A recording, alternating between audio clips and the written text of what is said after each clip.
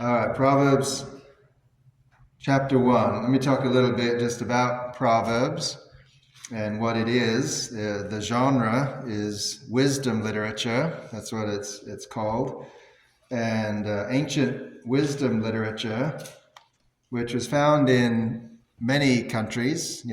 All the countries had their wise men who would, write down wise sayings, supposedly, some wiser than others.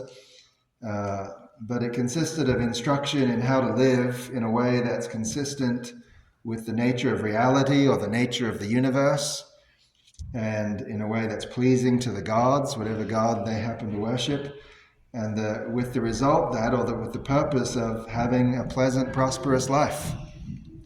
That you'd have a good life. you would avoid suffering and have a good life.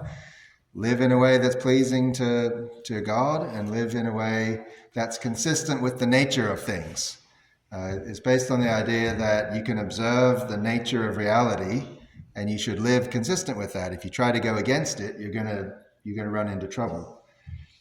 So, like other wisdom literature, biblical wisdom literature includes observations and exhortations based on careful analysis of cause and effect in reality. But unlike other wisdom literature, biblical wisdom literature grounds this analysis in the existence and attributes of Yahweh, who is the creator of all things, and therefore the one who has determined the nature of reality in the universe.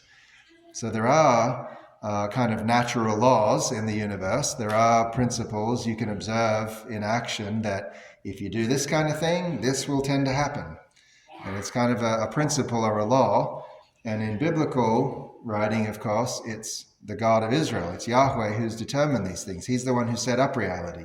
He's the one who set up the universe so that there are consequences. There's cause and effect, and there's relations between things. And so that's what the book of Proverbs is. Some of the Proverbs are merely observations without explicit moral instruction. So look at a few examples of these kinds of things. Like in Proverbs 13, verse 7. Proverbs 13:7 says, "One pretends to be rich, yet has nothing. Another pretends to be poor, yet has great wealth." There's no command there. There's no moral instruction. It's just an observation. I mean, if you boil it down, it basically means appearances can be deceiving, which is another proverb. But it's not necessarily a moral command. It's just they observed things about life and about the way things go. And so that's just a fact you can observe and apply it however it needs to be applied in different situations. The next verse as well, verse 8, "The ransom of a man's life is his wealth, but a poor man hears no threat." Again, it's just an observation. If you're rich, you're more likely to get kidnapped for ransom. You're more likely to have threats. If you're poor, no one's going to kidnap you. You got nothing to give them, so you're actually safer that way. It's just an observation, use it however you see fit in whatever situation, but there's not actually a moral command there. And so the wise person is to take the observation and apply it according to the circumstances. Other proverbs have clear moral instruction, either implied or stated. So in the next couple of verses, verse 9 of chapter 13, "The light of the righteous rejoices, but the lamp of the wicked will be put out." Obviously, the implication is you shouldn't be wicked. You want to be righteous, you don't want to be wicked. So there's a moral implication there. The next verse, 10, "By insolence comes nothing but strife, but with those who take advice is wisdom." Again, it's technically just an observation, but there's an implied moral instruction that you shouldn't be insolent. If you're insolent, you can expect strife. But that if you are willing to take advice, then you're a wise person. If you're wise, you'll be willing to take advice. So there's implied moral instruction there as well. You'll have a better life in general if you take advice and you're not insolent. It's inconsistent with the nature of things, with the reality, the way God has made things. So those are some kinds of proverbs. The wise person hears and heeds such instruction. The main pattern of the Proverbs is parallelism, parallel ideas, as Hebrew poetry is the same. And it can be in the form of a true parallelism, where the second line basically restates the first line in slightly different words. So if you look in, for example, Proverbs 19, verse 5, a false witness will not go unpunished, and he who breathes out lies will not escape. That's basically saying the same thing in two different ways, right? A false witness, he who breathes out lies, will not go unpunished, will not escape. It's the same thing twice in slightly different words for the sake of emphasis. That's a true parallelism. Verse 6 is the same. Many seek the favor of a generous man, and everyone is a friend to a man who gives gifts. It's basically saying the same thing in slightly different words. Then there are some parallelisms that are a progression, where the second line supports the first line or explains the reason or the consequences, either the reason for the first line or the consequences of the first line. So it progresses the thought in some way. And so if you look in Proverbs 19, verse 3, it says, when a man's folly brings his way to ruin, his heart rages against the Lord. So the first lays out a scenario, and the second line describes what that person tends to do in response to that. When a person is foolish and they ruin their own life, they blame God. they blame God for it, basically. So the second line explains or develops the first line. That's a progression in parallelism. Or in chapter 14, Proverbs 14, verse 7, it says, leave the presence of a fool, for there you do not meet words of knowledge. So the second line explains why you should do the first line. Leave the presence of a fool. Why? Because there you will not meet words of knowledge. So it's a progression in the parallelism. And then there's also contrasting parallelism, where two opposite things or a contrast are put together to make a point. So there in chapter 14 still, verse 8, the wisdom of the prudent is to discern his way, but the folly of fools is deceiving. You see the contrast. There's wisdom versus folly, the prudent versus fools, and discerning versus deceiving. Those two lines are contrasted with each other. Those two kinds of people and what they do are contrasted. Verse 9, fools mock at the guilt offering, but the upright enjoy acceptance. Again, they're related. They're making one point, but it's by contrast of two different kinds of people and the things that they do. So there's parallelism, there's progression, there's contrast. All of those are different kinds of parallelism. There's also a number of better than statements. Better is this than that, which is a kind of contrast as well, right? Better to live in the desert than with an uppity wife. There's a lot of them about where you don't want to live with a bad wife. This is better than you're better to be poor and righteous than to be rich and wicked. Things like that. This is better than that. And all of these are in the form of, almost all of them are the form of observations. Some of them have moral commands and moral implications. All of them are to help us to live with wisdom and understanding, to conform our thinking and lives to the way that God has made the world, and to live in a way that's pleasing to Him. Now, as New Covenant believers, we have to ask how applicable the Proverbs are to us, because they are written in an Old Covenant context. Are they limited to the Old Covenant situation in which God promised national blessing for obedience to the covenant? If you keep my covenant, I'll pour out blessings on you as a nation. Break the covenant, I'll curse you and you have all kinds of troubles. And so there's a lot of things in the Proverbs about, be righteous and good things will happen. So is that just limited to that covenant and those don't apply to us anymore?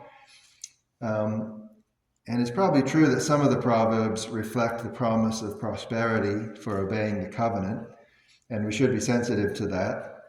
But the vast majority of Proverbs are based on careful observation of the way things are in God's world, not necessarily explicitly on the promises of the Old Covenant. And so for the most part, they apply to humans in any situation, not just to the Jews under the Old Covenant. So I think they are still very applicable to us for the most part. There may be some that, if it's explicitly linked to the covenant, maybe it's not quite as applicable in the same way. But they're all useful and good, for instruction and teaching. So most of the observations and instructions in Proverbs are still valid and applicable to us as New Covenant believers. We must be aware, however, that Proverbs are not usually promises. Sometimes people make the mistake of thinking that these are promises. There's a difference between God making promises to people versus the wise sayings and wise observations that people have made and that have been recorded under the inspiration of God. But a proverb is not really a promise. They're based on analysis of the way things tend to go. So they're usually general principles and observations, not guaranteed promises. So a well-known one, your Proverbs 22:6, train up a child in the way he should go, and when he is old, he will not depart from it. That's not a promise from God. It doesn't mean if you do really good at parenting, your kids are guaranteed to turn out right. It just means, in general, when you train people when they're young, that will influence them for the rest of their lives. There are some great godly parents whose kids turn out rotten, and it's not because God didn't keep his promise. That wasn't a promise. That's a general observation.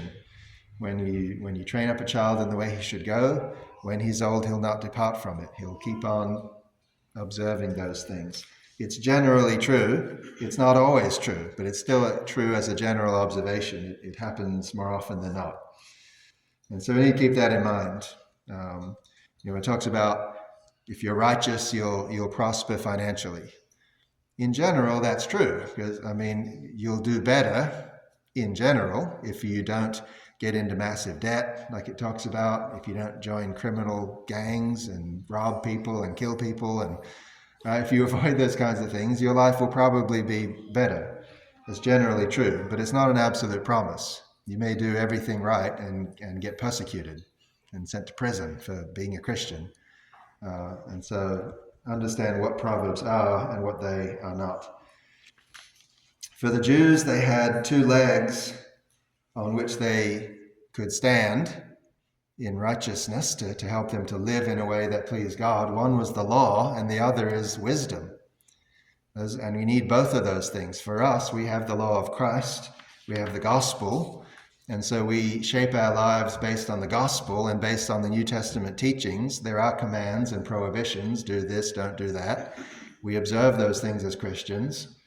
But we also need the leg of wisdom in order to have a firm life. We seek to obey the will of Christ expressed in the gospel and the new covenant, and we seek to grow in biblical knowledge, understanding, and wisdom. Spiritual maturity means living by godly wisdom and not needing a specific law or rule for every situation in life. That's what children need. Children need very specific laws and rules and instructions. Do this, don't do that. Nope, you can't do that. And they always find loopholes. Well, you didn't say, you said I couldn't hit him. You didn't say I couldn't kick him. They always find loopholes. So here's another instruction. As someone matures, and the point of maturity is that you don't need a rule for everything. You gain discernment and wisdom to know what's right and wrong, what's best and what's better and best, and how you should live. And so we don't just ask, was that a sin or is that not a sin? We ask, is that wise or foolish? And we need both of those things in order to live a good, godly life. Not just, what are the rules of Christianity? What can I do and not do? But also, what does godly wisdom teach me? What does mature discernment teach me of how I should behave, what I should do or not do in this situation? Just because it's not a sin to buy a $60,000 car doesn't mean it's wise, right? It's not a sin, right? So I should do it. I can do it. Well, yeah, technically, but is it wise? Is it discerning? And so there's lots of things like that where we don't have a specific command or instruction in the Bible. God expects his people to grow in wisdom and discernment, to know how to make decisions without having a specific command. This is one reason why people develop theories and beliefs on discerning the will of God that become very specific. Well, maybe it's a feeling. I have to feel a feeling about something, and then I know what God's will is. There's nothing in the Bible about it. What tie should I buy, the blue one or the red one? How can I discern God's will? Oh, I saw a cardinal, it's red. I should get the red one. They develop ways of trying to figure out, to get an instruction from God when God hasn't given an instruction. He wants you to grow to have the wisdom that you can make decisions that are good and wise without having a specific command and instruction for everything. Just as any father wants of his children. He doesn't want to have to tell them everything they have to do for the rest of their life. He wants them to mature so they can make their own decisions with wisdom. So that's why Proverbs are important. That's why wisdom, biblical wisdom, is important. Now, the book of Proverbs is cast as the words of wisdom shared from a father to a son. Solomon wrote most of them. There are a few other guys mentioned towards the end. But Solomon is saying, my son, and writing to him. And so keep that in mind, as the Proverbs are often looking at things from the male perspective. Generally, it's written from the man's perspective. So keep that in mind, right? Women, you might have to modify it a little bit. You might have to think about, is there a difference between wisdom for men versus women, given the different nature of masculinity and femininity? How does this apply to me? There are some places where it takes the male's perspective. So there's a lot in the beginning about avoiding, immoral women. And it's the women who are wicked and who are out to tempt you and make you fall, men. Well, that doesn't mean there aren't wicked, immoral men that are trying to, get women to fall. It just means women, you need to think about it from your own perspective and try to apply wisdom from your perspective as well. Even the passage at the end about the virtuous woman is not actually addressed to the woman, it's addressed to the guy who's seeking, what kind of woman should you have, my son? And in this case, his mother is teaching him, this is the kind of woman you should look for. In addition, since the main writers of Proverbs were royalty and people in the royal court, they sometimes assume that the reader is in the upper class. They sometimes assume that you have some authority or power or influence or money, and not all of us do. So we may have to consider how that affects our understanding or application. Again, like the virtuous woman in Proverbs 31, her husband is wealthy. Like she has servants. Not everyone has servants. What if you're the woman who is the servant of that woman? Like, what are you supposed to do? You can't start businesses and do all the things that she does. The virtuous woman, her husband is an elder in the gates. Not every man is an elder in the gates. Your husband might be a custodian. He might be a day laborer. And so just take that into account as you read Proverbs and seek to apply them to yourself and to your own situation. So those are some thoughts on the book of Proverbs in general, to help you understand what it is.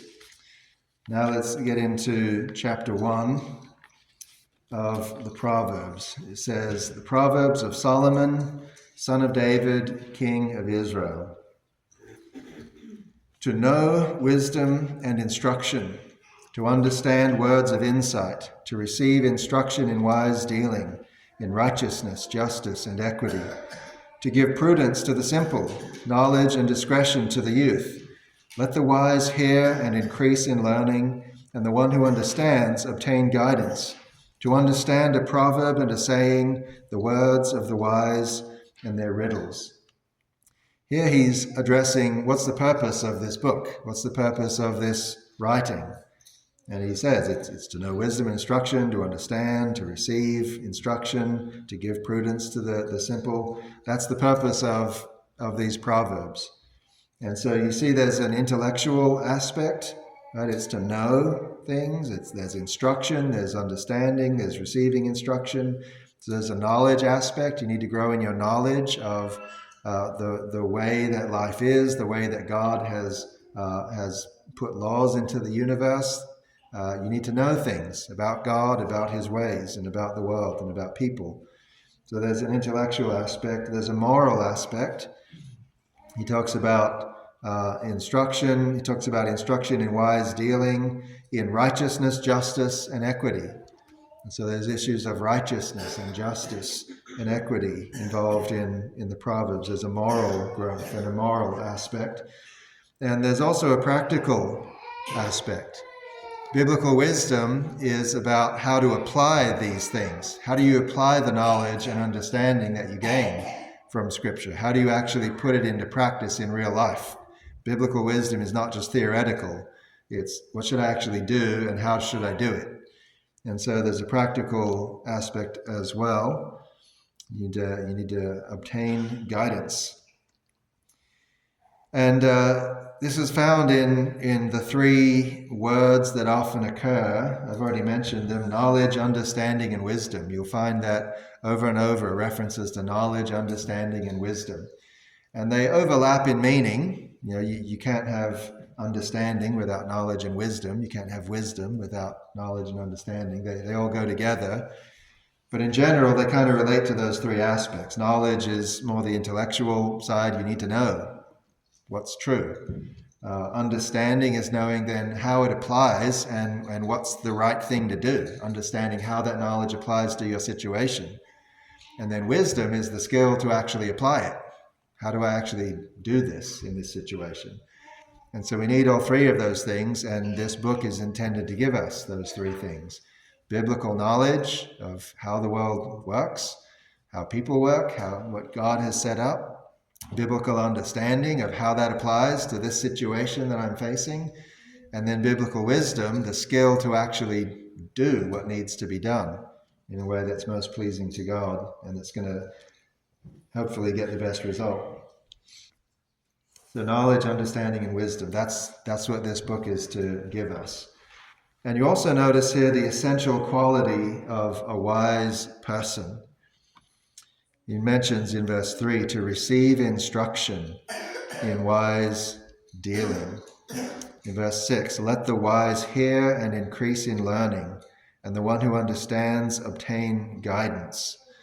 The essential quality of a wise person is teachability, that you're willing to listen, you're willing to learn. And that means that humility is at the heart of wisdom.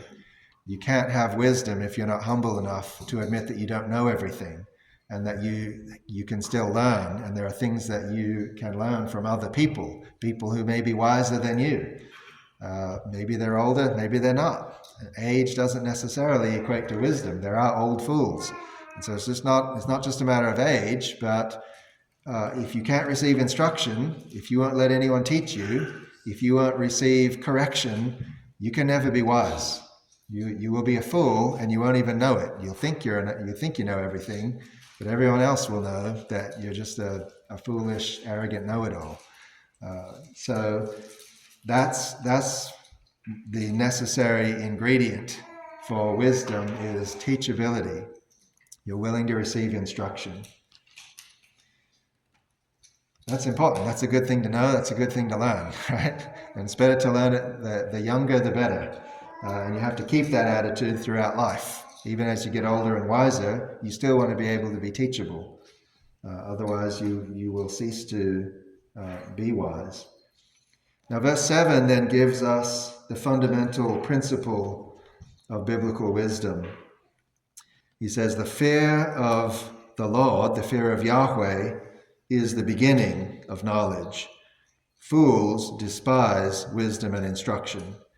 This is kind of a contrasting proverb because you see the ones who fear the Lord and therefore are able to begin to gain knowledge versus the fools who despise wisdom and instruction.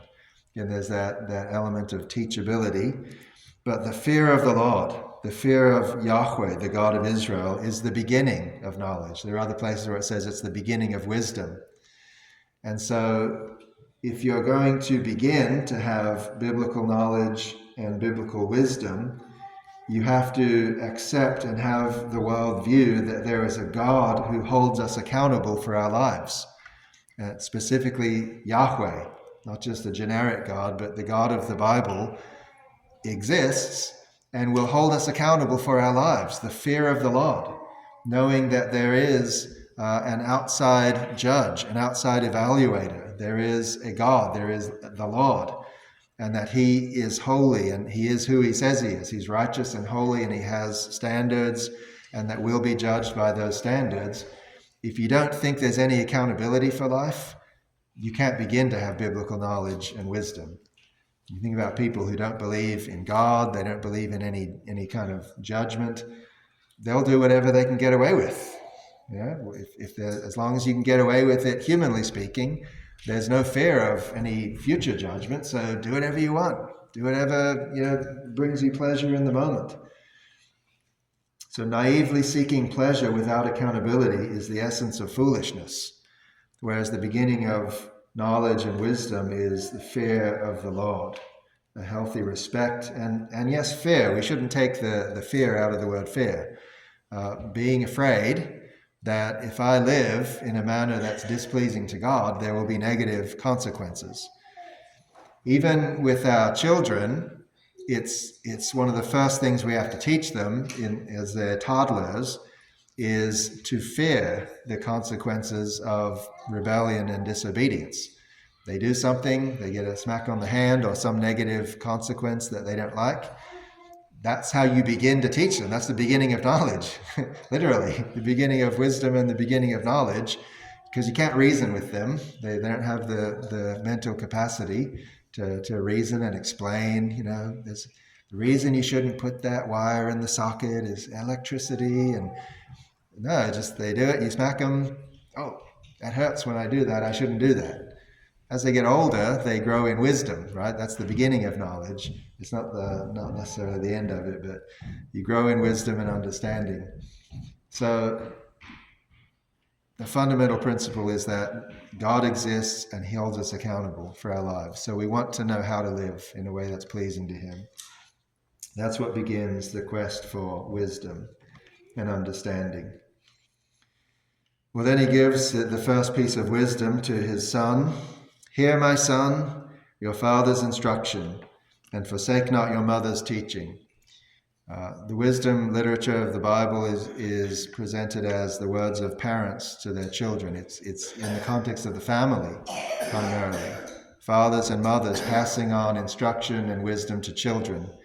And that's still the case today. It's primarily the job of parents and elders to pass on instruction and wisdom to children. It's not the primary job of the church, for example, to train up children. We'll help you, but the primary responsibility is still on parents. Listen to your father's instruction, don't forsake your mother's teaching, for they are a graceful garland for your head and pendants for your neck. It's obviously metaphorical. They will give you, they're pleasant, they're good and beautiful and pleasant things. The instruction of parents is a good thing. Now, the first bit of instruction is very practical, very basic. Don't become a criminal. Don't get involved in criminal gangs. That's the first instruction to a young man is don't go join a gang. Don't go committing crimes. Don't go breaking the law. Don't go embracing violence. My son, if sinners entice you, do not consent. If they say, come with us, let us lie in wait for blood. Let us ambush the innocent without reason. This is, he's putting these words in their mouth, but he's saying it ironically. They probably wouldn't literally say it that way. But that's essentially what they're saying. Is what he's saying. Like Sheol, like the grave, let us swallow them alive, and whole, like those who go down to the pit. We shall find all precious goods. We shall fill our houses with plunder. Throw in your lot among us. We will all have one purse. My son, do not walk in the way with them. Hold back your foot from their paths, for their feet run to evil, and they make haste to shed blood. For in vain is a net spread in the sight of any bird, but these men lie in wait for their own blood, and they set an ambush for their own lives. Such are the ways of everyone who is greedy for unjust gain. It takes away the life of its possessors. So it's very practical and is addressed primarily to young men. Women could get involved in violent gangs as well, but it's especially something appealing to young men. And why would it be appealing? Well, he mentions the seduction of power. Let's lie in wait for blood. Let's ambush the innocent without reason. That's appealing to young men to exercise their power, to exercise their strength. There's also the appeal of wealth, or the status that goes along with it. We'll find all precious goods. We'll fill our houses with plunder. Easy money. You can get wealthy, and then you can buy stuff or have status and impress people.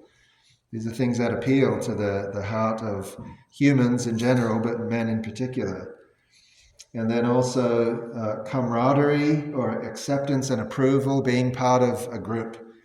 Throw in your lot among us. We will all have one purse, right? One for all and all for one. We accept you. You can be part of this group. And again, people like to be accepted. They like to be part of a group. It's one reason, they say it's one reason why gangs are so appealing. Is that I can be part of a group that accepts me. So there are various things going on, various motivations as to why someone might do this kind of stuff, and we have to evaluate our inner desires and how we seek to achieve our desires. The desires themselves aren't necessarily wrong, but the means or the ultimate end and the means of achieving them may be wrong.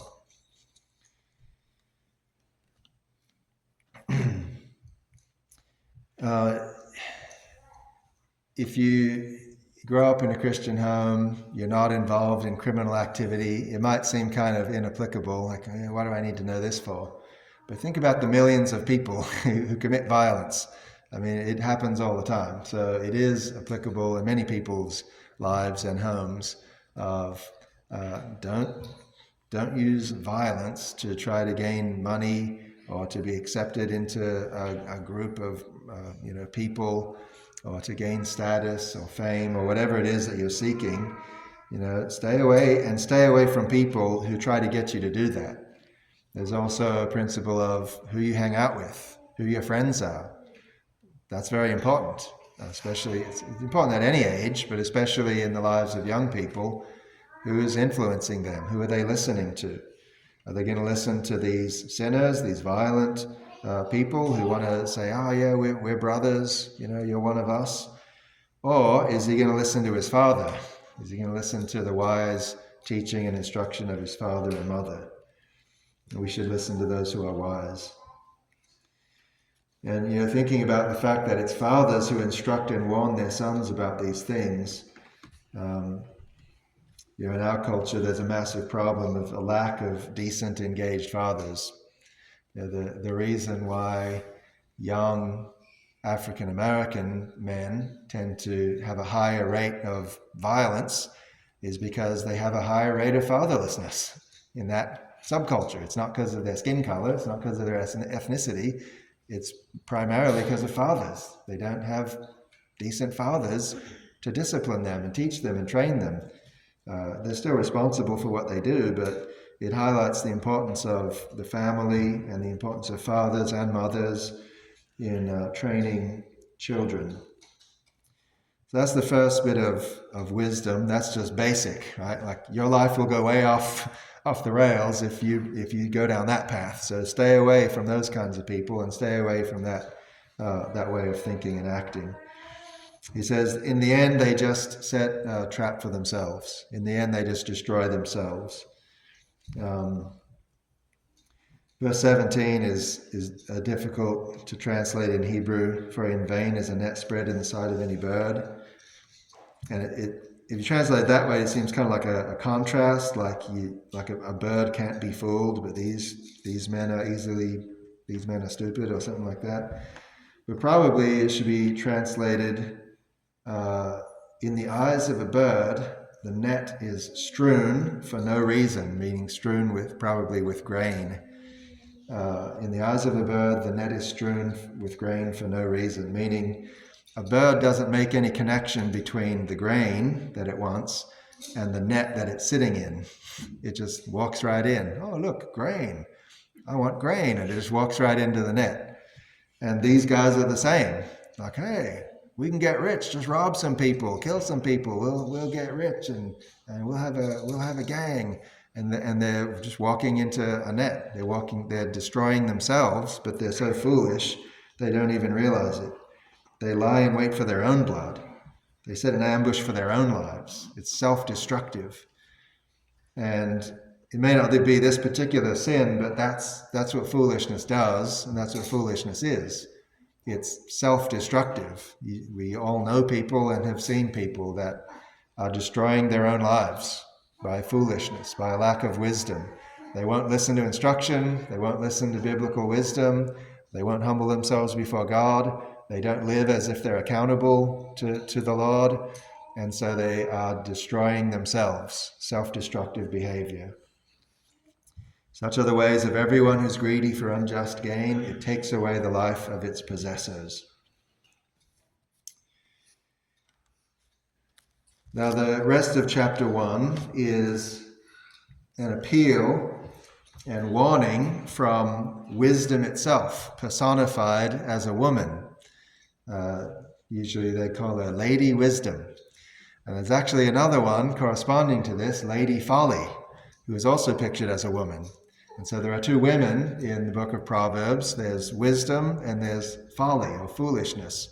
Each one is pictured as a woman who is calling out to the young man, and which woman is he going to follow? Which woman is he going to pursue? There are also literal women. There's the strange woman who is immoral and wants to lead the man down a path of immorality and destruction.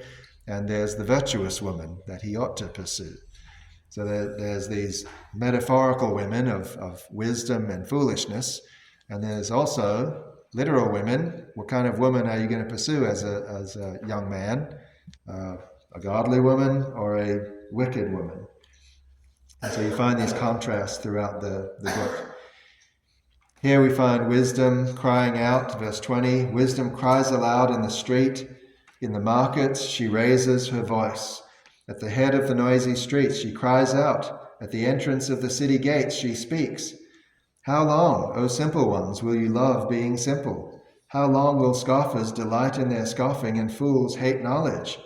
If you turn at my reproof, behold, I will pour out my spirit to you, I will make my words known to you.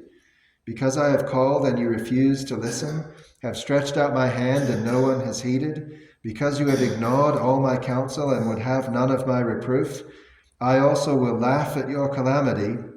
I will mock when terror strikes you. When terror strikes you like a storm and your calamity comes like a whirlwind, when distress and anguish come upon you. Then they will call upon me, but I will not answer. They will seek me diligently, but will not find me. Because they hated knowledge and did not choose the fear of the Lord, would have none of my counsel and despised all my proof. Therefore they shall eat the fruit of their way and have their fill of their own devices. For the simple are killed by their turning away, and the complacency of fools destroys them.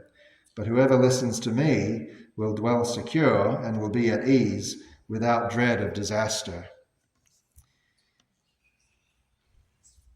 Here, Lady Wisdom calls out, and pictured as going through the streets and standing on the walls and crying out loud to simple people, people who are not instructed in wisdom, people who have not listened to wisdom and who don't want to listen to wisdom. And so there's a warning about what will happen.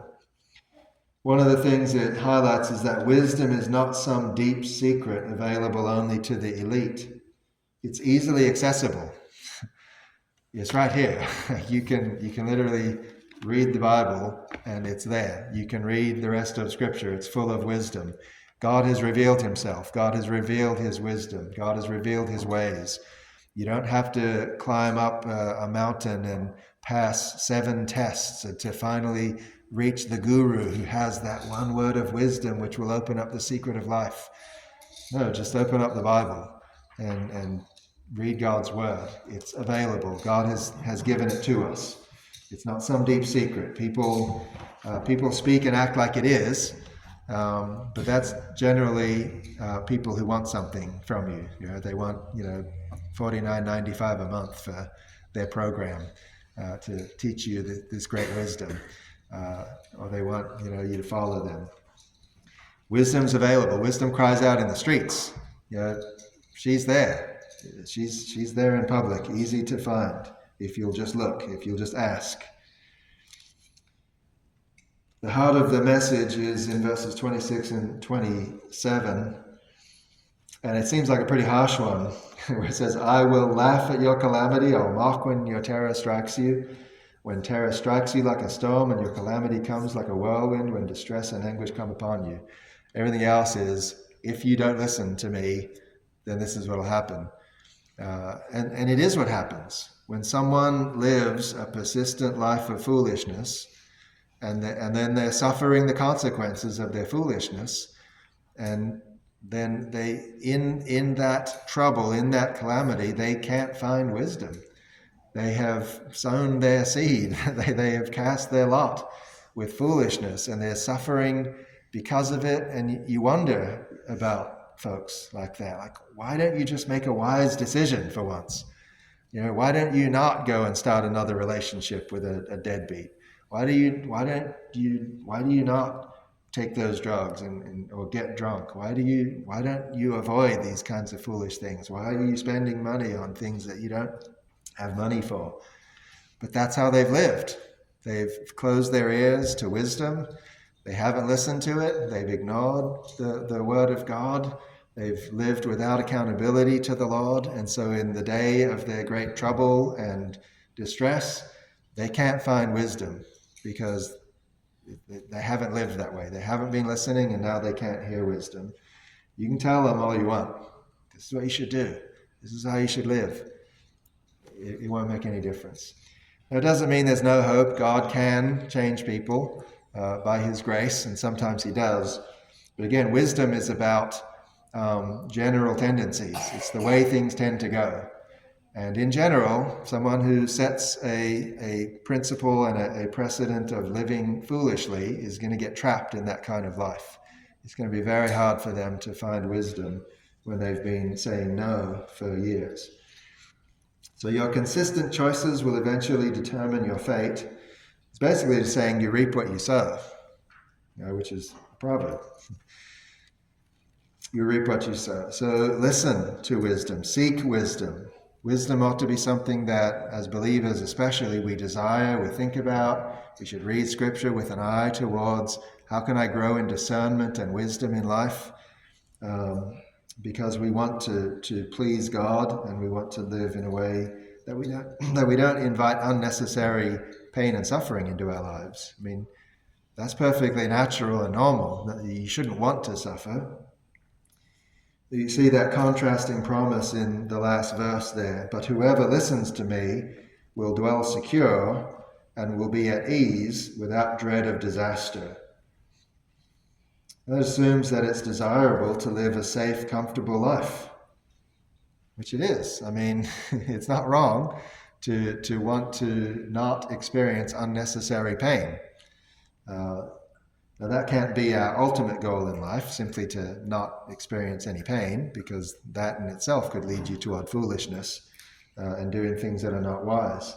But it's not wrong to want a good life. The important thing is that we seek the good life by pursuing biblical wisdom and seeking after God and his will, not just by pursuing whatever we think in the moment is going to give us some pleasure and ignoring accountability to God. That's the problem. People, they pursue the good life, but they do it on their own terms and based on their own intuition, their own thoughts and feelings. It's good to seek to live a good life, to be safe, to be relatively comfortable, to have security. That's not wrong, but by what means are we seeking that? By biblical wisdom, by following the Lord. Sometimes following the Lord There'll be some negative consequences. There may be some pain when we follow the Lord. But in that case, we're looking beyond that. We're looking to the good life beyond that when we have to be faithful to Christ and suffer for it. We're not doing that for its own sake, because we like suffering, but because we believe there are greater things beyond for those who are faithful to Christ. Even then, we're pursuing our ultimate happiness. It's just we see our happiness as being in God and in our obedience to Him. So again, these are not absolute promises. It's not that if you are really, really wise, nothing bad will ever happen to you. You can still have tragedies in life. But in general, the way God has set reality up, if you gain the knowledge and understanding and wisdom that He gives to us in His Word, you will avoid a lot of trouble and difficult things in life, and your life will in general be better. And that's a good thing. It's something we should desire. It gives us the ability to do more for the Lord when we have a stable life.